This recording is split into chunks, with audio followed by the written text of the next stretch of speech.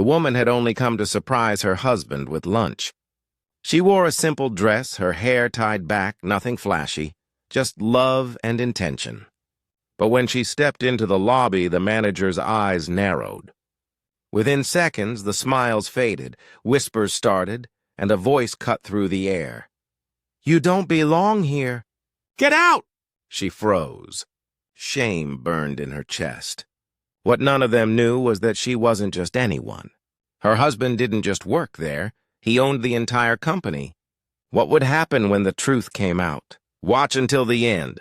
Wait a second. Tell us where you're watching from in the comments, and don't forget to subscribe for more powerful stories like this. Amara Johnson was known for her kindness, not her wealth. Married to business magnate Christopher Hale, she lived a life of quiet privilege, but she never flaunted it. To her, people were equal, no matter their last name or bank balance. That morning, she decided to visit Christopher's company with a homemade meal, something she did rarely. He'd been working long hours, and she wanted to bring him warmth in the middle of his busy day. The building stood tall, glass shimmering under the noon sun, its logo proudly displayed, Hale Dynamics, a global tech empire. Employees moved briskly, suits and badges flashing at every turn. Amara smiled as she stepped inside, unaware that her gesture of love would soon turn into a public humiliation that would test not only her dignity, but the moral fabric of those around her. The moment Amara walked through the front doors, the atmosphere changed. Conversations hushed. A receptionist glanced up, hesitated, and forced a tight smile. Amara explained that she was there to see her husband, Christopher Hale. But before she could even finish her sentence, the receptionist's eyes darted toward the floor manager, a middle-aged man with a clipboard and a sense of authority too large for his position. He approached briskly, his tone dripping with irritation. "Ma'am, this area is restricted. We can't have visitors wandering around, especially without clearance." His gaze scanned her from head to toe. Her brown skin, her simple clothes, her quiet confidence mistaken for intrusion.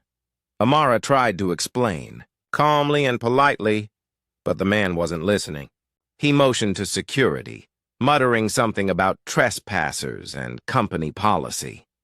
The guards moved closer, creating a scene that made employees glance up from their desks. Her heart pounded. Every eye in the lobby was on her. She wanted to disappear, to run, but pride rooted her to the spot. She had done nothing wrong. Still, the manager raised his voice, sharp and cutting. "I said leave now!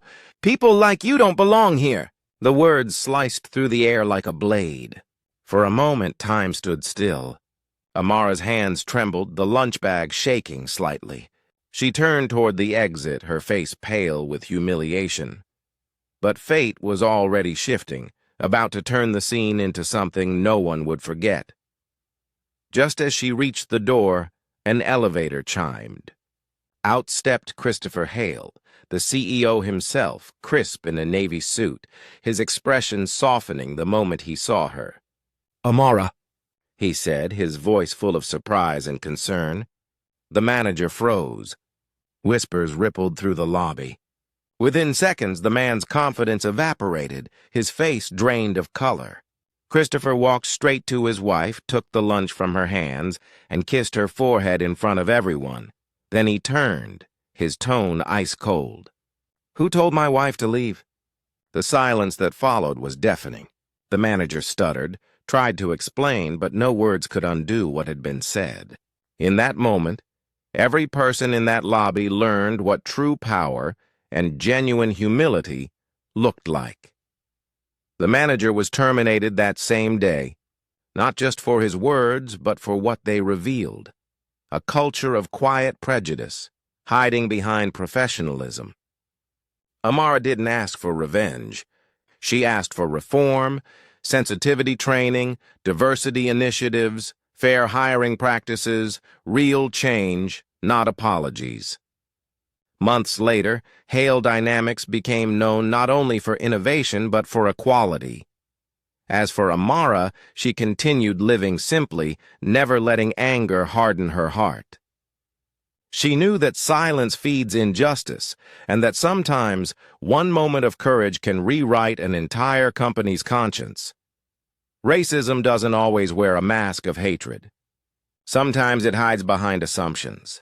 The question is, how many more lives must be humiliated before we finally see each other for who we truly are? Where are you watching from? Take care.